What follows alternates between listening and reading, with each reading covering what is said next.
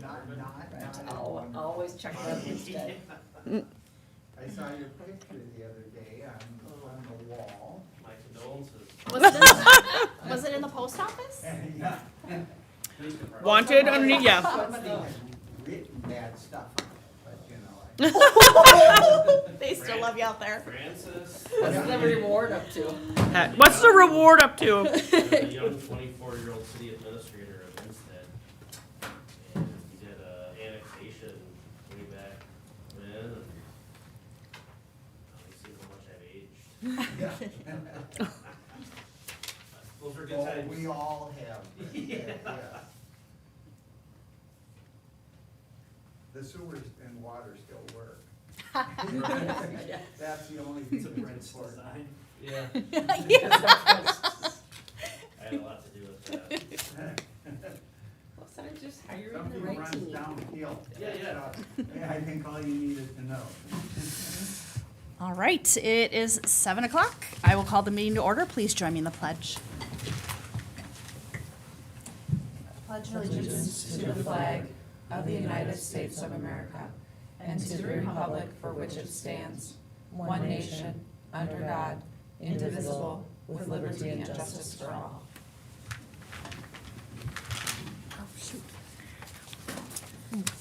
All right.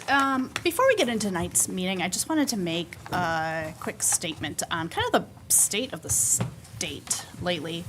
The past few weeks have been challenging. I've heard from and have had conversations with community leaders and elected officials from across the state, and I've yet to come across a community that hasn't been impacted by the increased federal immigration enforcement across Minnesota. I know many in our community have strong feelings about this, and I respect that there are conflicting perspectives and differing opinions about what is going on. In my role as mayor of the City of Carver, I continue to work on the behalf of the residents and businesses in our community while advocating for compassion, peace, and respect. The City of Carver does not participate, provide personnel, offer equipment, or provide other resources for federal immigration enforcement activities in our community. That's nothing new. The City of Carver's law enforcement presence continues to be a contractual partnership with the Carver County Sheriff's Department. As always, if people in the community feel unsafe or need immediate public assistance, they should call 911. Trust and accountability are paramount to us, and we remain committed to building and maintaining both. If you have specific concerns regarding ICE presence in the City of Carver, they should be directed to our officials, our elected officials at the federal level. All right, can I get a motion to approve the agenda? I'll make a motion to approve the agenda. Got a motion by Councilmember Perchman, I'll second. second by Councilmember Conrad. Any further discussion? All those in favor, say aye. Aye. Opposed? Motion passes. All right. Is anybody here for community comment this evening? All right. We have no presentations and reports, nor do we have any public hearings. Can I get a motion to approve the consent agenda? I'll make a motion to approve the consent agenda. Motion by Councilmember Perchman, I'll second. second by Councilmember Sayer. Any further discussion?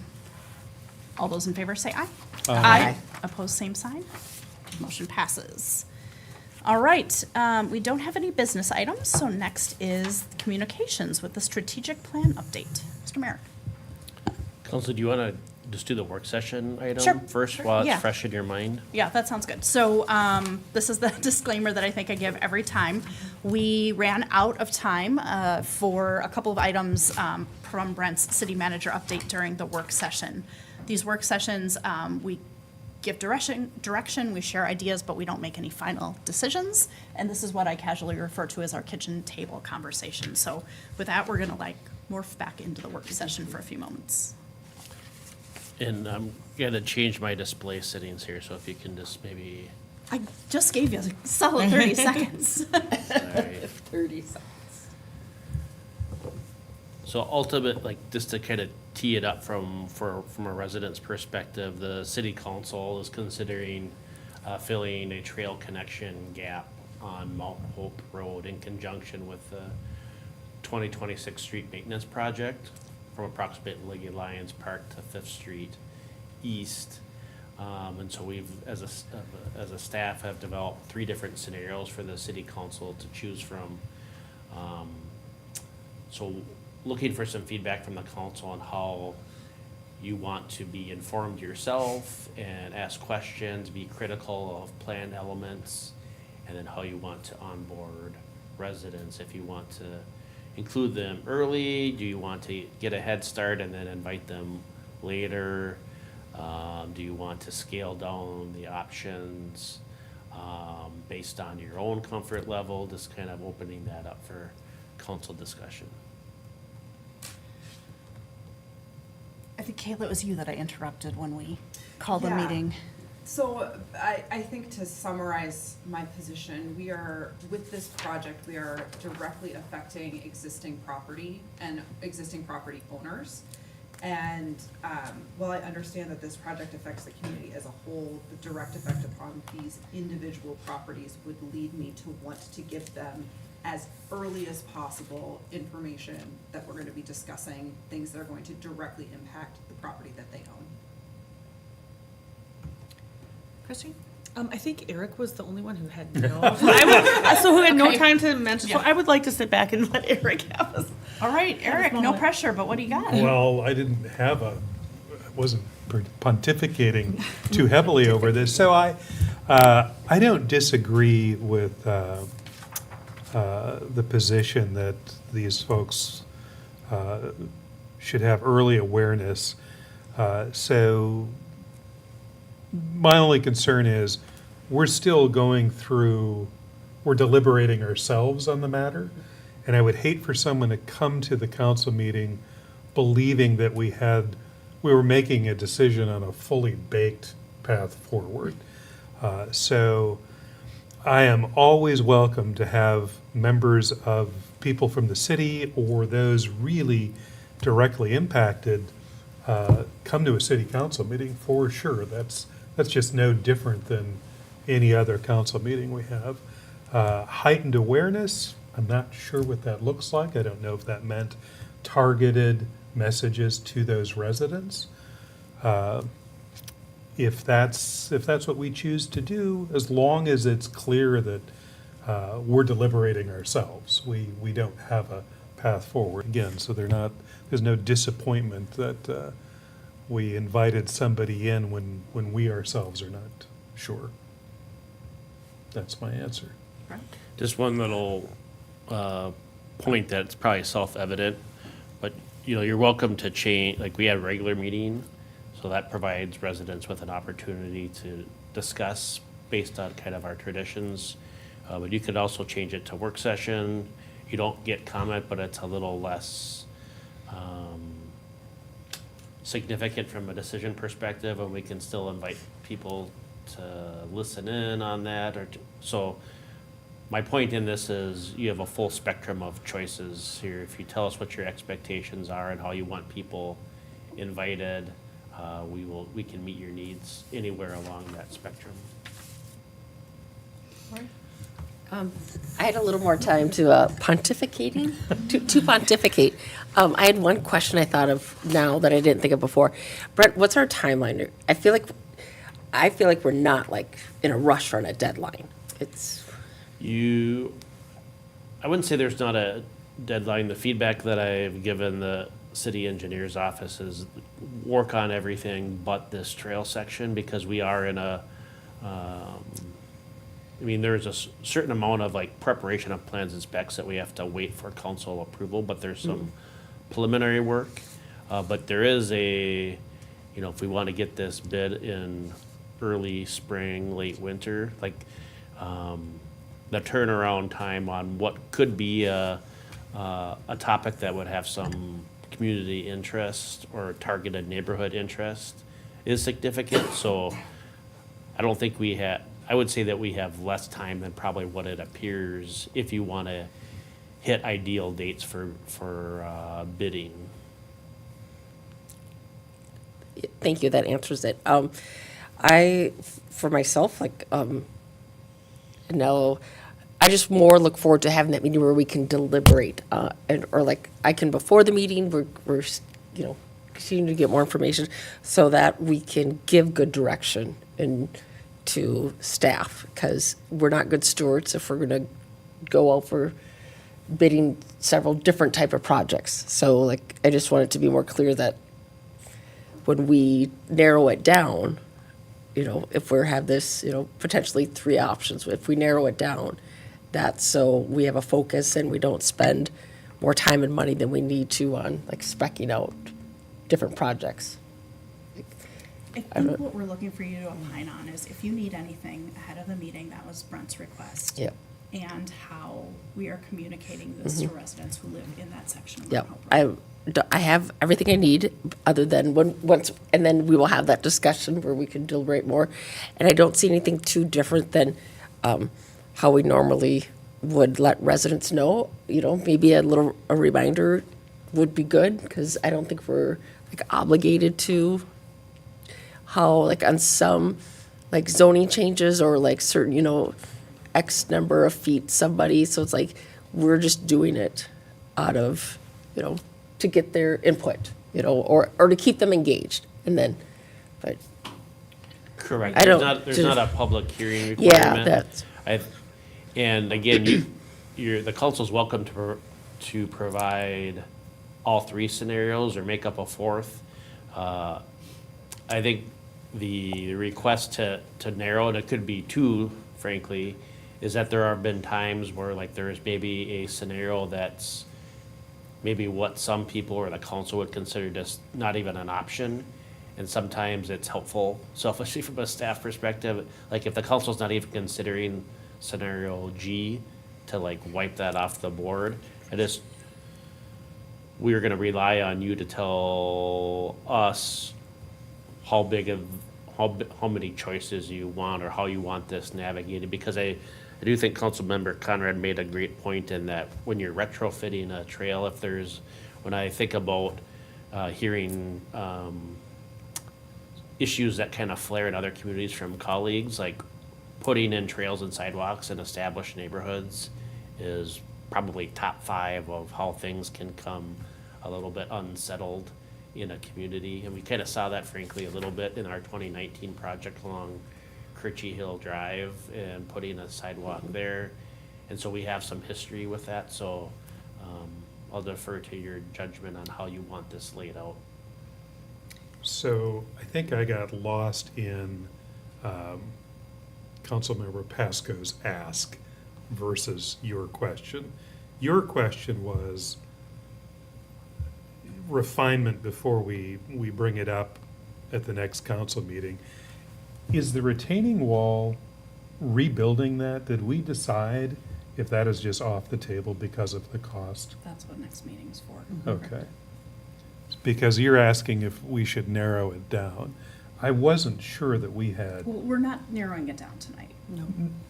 well, wasn't your request if you only wanted to have, if we wanted to discuss all 3 options or just 2 options? At your next meeting, but based on the feedback you give me, we can change that. I mean, because as we talked about it with staff, we were thinking of a path, no pun intended, where if we had an idea that the council was coalescing around one concept, it's easier, Okay. it would be easier and efficient to say, okay, community targeted neighborhood, do you like this or not?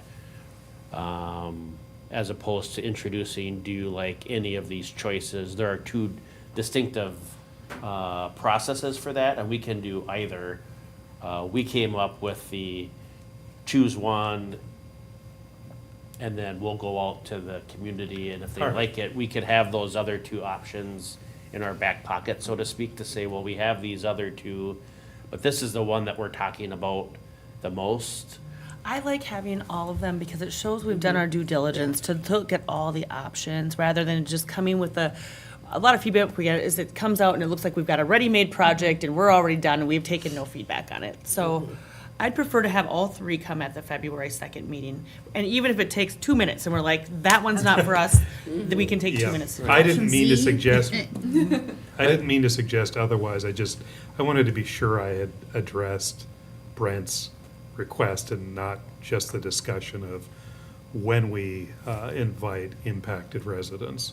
So I didn't think I had heard a discussion of narrowing it down, so And that, Didn't mean to chase that down. and that's what we're planning to Yep. do at the next meeting, Yep. is to give you all three. The question we have is, do you want to narrow it down at that point, or do you want to invite residents to that meeting as you're learning about these, or do you want to invite them to the second meeting once you've narrowed it, or show them all, like, learn about all three and then present all three? That's kind of, I would like to get them here at Ground One, say, here's the options we're looking at. So my preference is, for the next meeting we have, we notice the affected properties here. Again, thank you for recognizing there's been some pain in the past that maybe some of us have lived through. When it comes to this retrofitting into established neighborhoods, I would like it to be noticed to them that we are discussing, trail configuration along with, the road reconstruction, and then invite them, and then they can come see the options. We can start to, maybe we narrow it down that night, maybe we just can't, but I'm assuming that we probably can. And then after that, it's up to them to continue attending, or maybe they'll have, some great discussion point that night that we weren't ready to, or didn't know about. So that's what the path I would like to be on. I have zero concerns with inviting folks to meetings. Lord, no, we had somebody and you guys already scared them. He didn't hang out long. My biggest disappointment on sitting on this side of the desk is how much of our work happens in a vacuum. So I will never push back against inviting folks. I also want to point out that we invite folks every other week to these meetings. These are very literally open door meetings and everyone is welcome. I think it's probably good that we have this during a meeting.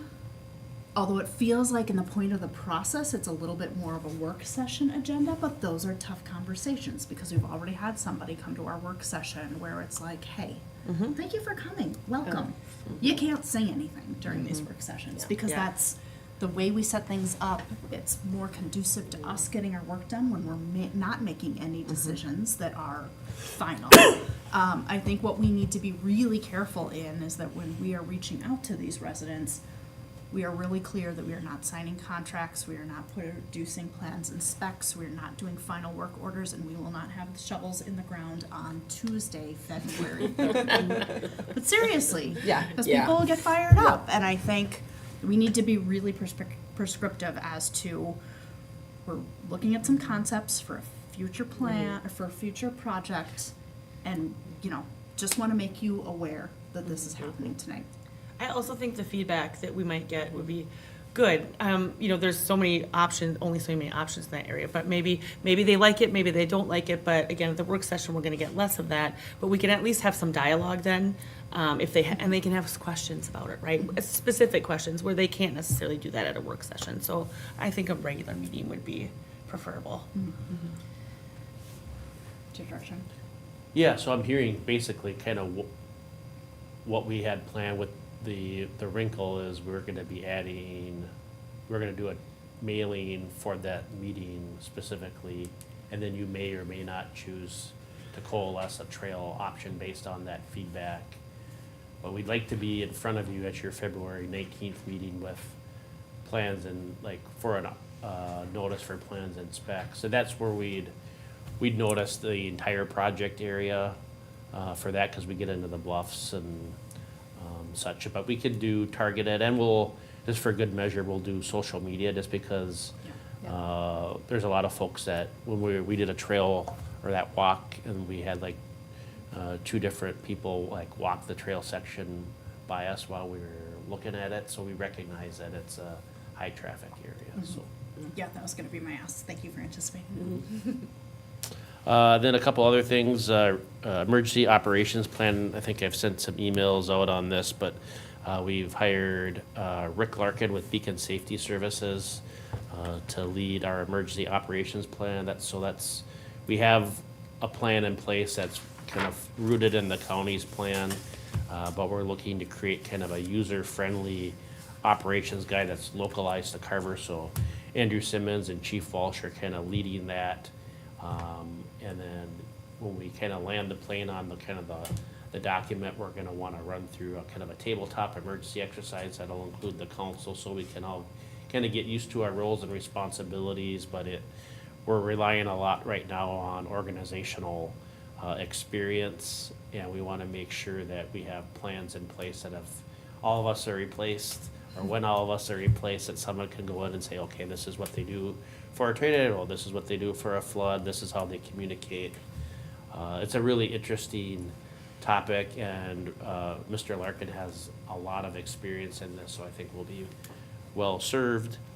And then we'll have a fire marshal plan review services agreement. We had initially talked to Chaska on that. They didn't have the capacity to take that on, but the city of Chanhassen has agreed to provide those plan review services. So that's, think of your commercial buildings, residential, et cetera. They'll help us with that. So that'll be on your next consent agenda in February. So anything that I didn't cover that you're waiting for an update on? I don't think so. I assume we're gonna be roping in the sergeant with the emergency when that becomes, Yeah, we've already, so Commander Woleen has already been kind of looped in from the ground floor, and then the county has, I don't know their official title, but they have an emergency management position. And so they've already been in communication, but yes, when the sergeant comes in, then they'll be fully integrated into helping us design that local plan for Carver. perfect, thank you. All right, stepping away from that kitchen table and returning to our city council meeting agenda, where up next is the strategic plan report. Yeah, so this is an opportunity for the council to check in on expectations. We're gonna share out kind of where we're at. So the first topic is related to our financial objectives. You can see here in the column to the right that we've hit objectives for increasing cash in the capital fund and tax rate change annually. We were also able to, as you can see, develop that scorecard that was completed and presented as a part of the 10-year financial plan, and then use some of those goals within, or some of those metrics within that scorecard to provide the council with opportunities to provide another set of benchmarks that you may want to consider for financial health. As it relates to improved operations, we're still kind of onboarding Andrew into his position and kind of the full spectrum of public services. And so some of these pieces that we had originally scheduled for Chad Shell and his position have kind of been pushed a little bit behind it. So we're still kind of tracking. We should be able to get this done by spring, summer. But we've hit the 10-year staffing plan, the compensation study, and the Pure City cohort. And then kind of adding on to some of the other pieces I mentioned, that tabletop exercise through Beacon Safety Services, and then the work session related to the sheriff's office has been pushed back from February 2nd to once our new sergeant is in place. So again, anything within here that you can see, if you're not comfortable with targets or you're wanting an update, I'm happy to kind of circle back if there's something that you're waiting on. So I'm just gonna keep moving until you tell me to stop. Responsive development, so that gets into development that meets community needs. You can see the areas that we're tracking. There was money in the 2026 budget for developing a marketing plan for industrial development. Aaron Smith and the Planning Commission are still working on the update to the zoning code, so that's in progress. I would say a lot of great progress on our action steps related to initiatives from our last update. We did the joint session with the Met Council. We developed a budget for the comp plan and engagement activities in the budget. We reviewed the commission structure, and the pedestrian crossing is planned within the 40 and 11 project. So more details to come on that, but it's in the plan. So you can see the details on that as far as the update goes. Moving on to stable infrastructure systems. Knock on wood, less than one service disruption annually. No retrofitting of utility systems to accommodate growth. We're kicking off, little commercial, we're kicking off our 10-year planning cycle earlier in the year. The past couple of years, we've done kind of the budget and the 10-year financial plan parallel. And just a lot for the staff, a lot for that council to take on. So we're starting that probably in about a month, and we want to be in a position where the council has kind of updated that plan by probably May, June, so that you could use that information to inform your budget process, but so that you're not doing it simultaneously. And if you want to make changes based on budget impacts, then you have probably a more full spectrum of like what the impacts are rather than kind of a design build. So one of the changes that we're making to the process. In addition, this summer, Aaron Smith will be leading a process to kind of reinvent and re-engage what the downtown park or Gateway to Carver project, like how the Gateway to Carver project and the what's it called, the LRIP grant application that we made to improve the former County Road 40 or parts of Old Carver Road, 4th Street East, Broadway, and Main Street West. So that process will be kicking off this summer. No updates related to that. And then finally, in Focus Communications, Brenda Good is working on the implementation of that app, so that should be ready to go shortly, but the council made the necessary budget allocation. One of the things that I'm excited to that we'll show you later on, hopefully either later on this winter or this spring, is this software platform that I discovered at the ICMA conference called Rept. It's a very, I would say, user-friendly way to integrate video into our communications platform. That's very, like, even Andrew could use it. I could use it. I know Andrew. That's the bar. Well, I know Andrew doesn't like to be in front of the camera, and I don't like to be in front of the camera either. Gets But told he did one sewer and water system, and he starts going. okay. But like the point of that is there are cities that are spending a lot of money to do video and production level, and the way that it's been presented is that we can all staff do that at a very reasonable price. And so I invited the mayor to sit in on a demonstration, but I want to have one done for the council. So more information on that, excuse me, later in the year. So happy to answer any questions related to the strategic plan update, things that you think maybe are going well or not so well, priorities that you want to have looked at again, or updates provided for. I have the most minor, silly thing. Under number 3, so the responsive development, when you just see what's listed, it says from 2023 to 2026, and it says by 2026. Shouldn't it be like through 2026? Where are you looking at? So under targets and strategic initiatives. Yep. I know it's silly semantics, but it says like 2023 to 2026. Shouldn't be like through 2026? Because to me, when you read it, that means it ends in 2025. 2023 to 2026 would be. Like or just so through, or a dash, or I don't even dash it. increased I don't number care. of jobs? Is that the one you're looking Yeah, at? increased number of jobs from 20% from 2023 to 2026 means it ends in 2025. So yeah, put a dash mark there. Okay.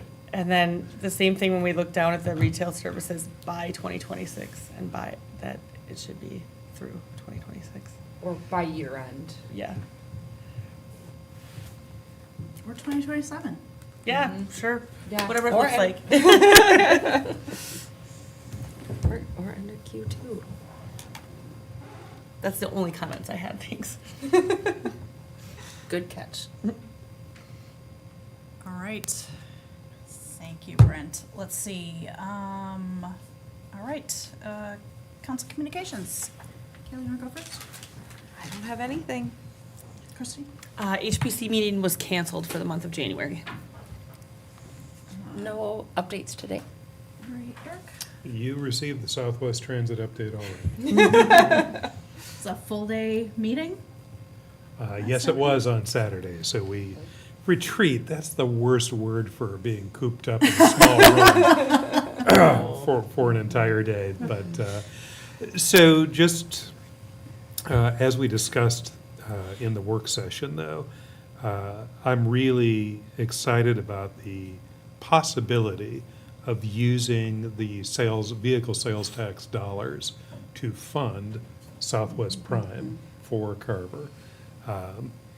And if there is anything that we can do, if there's any encouragement we can make as a city, I'll make sure that I stay on that with Southwest Transit leadership so we know where to apply that encouragement.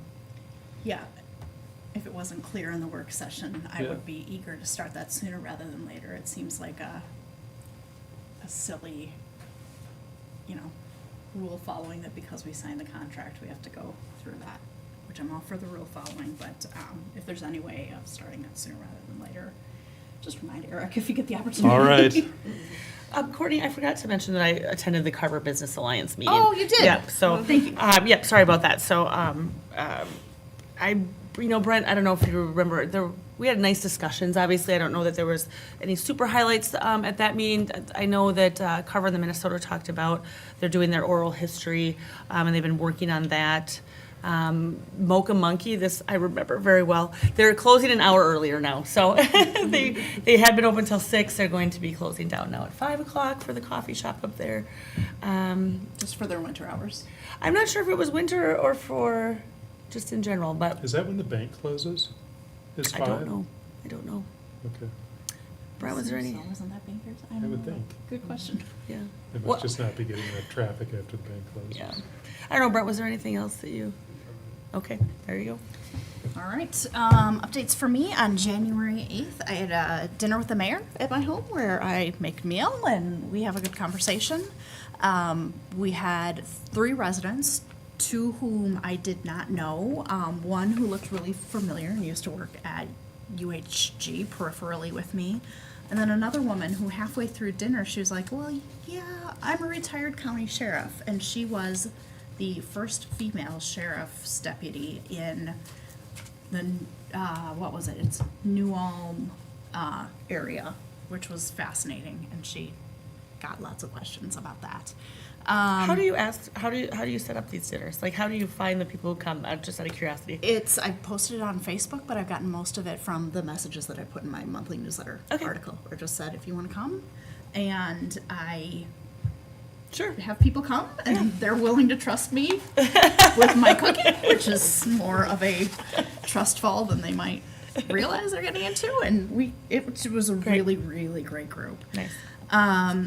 Let's see, on January 11th, I went to the Carver Stories screening.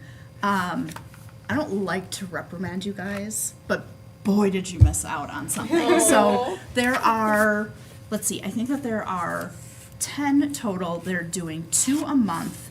That was an off month. It's generally going to be on the 3rd Sunday of the month at 5 o'clock. The ones that they did on January 11th were Dwight Schultz and Daryl Swanson. Dwight Schultz's vignette Carver story, he's hilarious. Like, he said some stuff, and it was like, he's just regular delivery and wasn't trying to be funny, but it was hilarious. And Daryl was really insightful Yes, we know and Dwight, yes. like just great as well. So the stories for this round of the Grant of Carver on the Minnesota, the winner of the Greg Osterdyke Community Service Award got, they focused on the Riverside Ballroom and then the fire department. But just learning about things, I always knew that the fire department kind of started off more as a club. But Dwight told a story about how, like, John Lenzen told him to tag along at the first fire. And the first fire was, like, a very serious, very tragic mutual aid fire in Chaska. And then he came back, and apparently the way that you got on the fire department back in that day was you put $1 on the table and said, this $1 is for us to accept Dwight into the fire department. And if the fire department accepted it, then you were on the fire department. And they answered questions about how much training there was, and they were like, not much. Yeah. So just You like, can show up, yeah. like borderline horrifying, but really fascinating history stuff. And just like little nuggets. You know, I think I know a lot about this community, but those vignettes have just unearthed so much more. So mark your calendars for the next one. Carver of Minnesota does a really good job of promoting them, but seriously, don't miss them. They're really great.